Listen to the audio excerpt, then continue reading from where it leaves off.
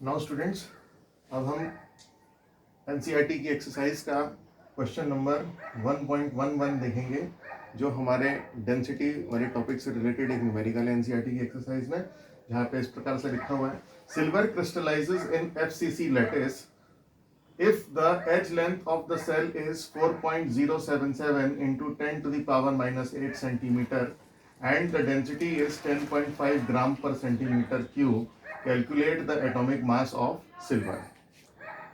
यदि हम अपने हिंदी मीडियम के स्टूडेंट्स के लिए बात करें तो यहाँ क्वेश्चन में दे रखा है एनसीईआरटी की एक्सरसाइज में क्वेश्चन नंबर 1.11 सिल्वर के लिए बता रखा है कि एफसीसी है और उसकी जो एज लेंथ है वो 4.077 इंटू 10 की पावर माइनस 8 सेंटीमीटर है और उसका जो घनत्व है डेंसिटी है वो है 10.5 ग्राम पर सेंटीमीटर क्यूब और हमें उसका कैलकुलेट द एटॉमिक मास और हमें उसका परमाणु भार ज्ञात करना है। अब जरा देखें यहाँ पर हमारी जो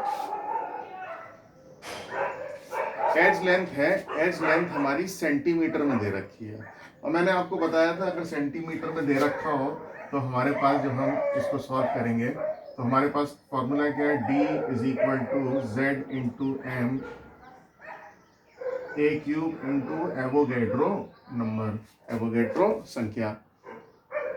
ठीक है, तो ये वाला फॉर्मूला हम कब लगाते हैं, जब हमारी एज लेंथ सेंटीमीटर में दे रखी हो। अब हमको निकालना क्या है, हमको निकालना है इसमें एटॉमिक मास, यानी हमें क्या निकालना है, यानी हमें m निकालना है।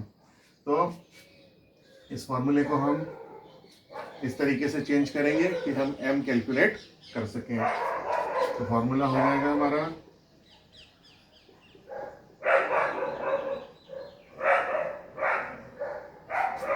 जब भी हम कोई न्यूमेरिकल सॉल्व करते हैं तो हमें उस न्यूमेरिकल को सॉल्व करने से रिलेटेड जो भी फॉर्मूला है पहले हमें वो फॉर्मूला लिखना होता है और उस फॉर्मूले में फिर हमें वैल्यूज सब्स्टिट्यूट करनी होती हैं। यदि हम बिना फॉर्मूले के सीधे वैल्यूज लगा करके सॉल्व कर देंगे तो बोर्ड में हमें पूरे नंबर नहीं मिलेंगे। तो अगर हम फॉर्मूला लिखते हैं तो हमें आधे नंबर फॉर्मूला लिखने के मिलेंगे स्टेप मार्किंग में और फिर उसको हम वैल्यूज पुट करके करेक्ट आंसर निकालेंगे तो हमें फुल मार्क्स मिलेंगे। तो हमने फॉर्मूला अगर हमने, क्योंकि हमें यहाँ पर सिल्वर का एटॉमिक मास निकालना है तो हमने सिल्वर का एटॉमिक मास निकालना है तो हमें क्या फाइंड आउट करना है, इस फॉर्मूले में हमें m फाइंड आउट करना है। अब हमको क्या दिया हुआ है, हमको डेंसिटी दी है d, यानी डेंसिटी, डेंसिटी कितनी दे रखी है 4.077 into 10 to the power minus 8। ठीक है, और सॉरी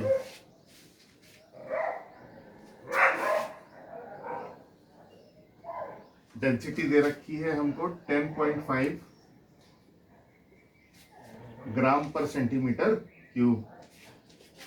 एज लेंथ हमको दे रखी है 4.077 into 10 to the power minus 8। Avogadro number आपको मालूम है 6.022 into 10 raise to the power 23। और z क्या है, z है number of atoms per unit cell. हमने कैलकुलेट भी किया था कि सिंपल क्यूबिक में z की वैल्यू 1 आती है, फेस सेंटर में z की वैल्यू 4 आती है और बॉडी सेंटर में z की वैल्यू 2 आती है। अब क्योंकि क्वेश्चन में हमको दे रखा है FCC यानी फेस सेंटर्ड, तो z की वैल्यू क्या हो गई, z की वैल्यू यहाँ पर हो गई 4। इसको हम कैलकुलेट कर लेंगे तो हमारा आंसर आ जाएगा 107.28। ये क्या आ गया, उसका एटॉमिक मास। आप कहोगे सर आपने तो बड़ी जल्दी सॉल्व कर दिया। जल्दी सॉल्व इसलिए कर दिया क्योंकि जो सिल्वर है, सिल्वर के ऊपर क्वेश्चन है, मुझे तो पता है सिल्वर का जो एटॉमिक मास होता है वो 108 होता है। तो इसीलिए, क्योंकि ये कैलकुलेशन है, एग्जैक्ट वैल्यू एग्जैक्ट आंसर नहीं निकलता है, तो इसलिए जो है इसका आंसर जो है बुक में 107.28 ग्राम दिया हुआ है। तो आपको समझ में आया। अब हमारा डेंसिटी से रिलेटेड अगर कोई न्यूमेरिकल आता है तो वो किस तरीके से सॉल्व किया जाएगा।